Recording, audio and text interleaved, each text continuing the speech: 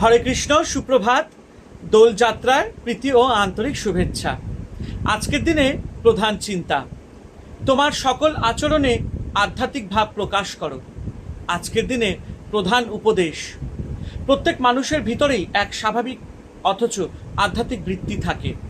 সেই চিত্তবৃত্তির প্রকাশ যদি তুমি করিতে পারো, তবে যে কাজ করিবে সে কাজই গৌরব মণ্ডিত হইবে। মানুষ যখন ক্ষুদ্র তুচ্ছ যাহা কিছুর সঙ্গে বদ্ধ হইয়া থাকে, তখন বড় জিনিস হইতে নিজেকে বঞ্চিত করে। যাহারা সেই দিব্য সত্যের মধ্যে নিজের জীবনকে ডুবাইতে পারে, তাহারাই অমর জীবন লাভ করে, তাহারাই আরও জীবন্ত প্রাণবন্ত হয়।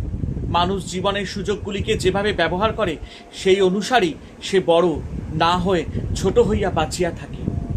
আজকের দিনে প্রার্থনা, আমার এই মন যেন এই পবিত্র ও বলশালী হয়ে যে সে বিশ্বের বিরাট মনের ডাকে সাড়া দিতে পারে।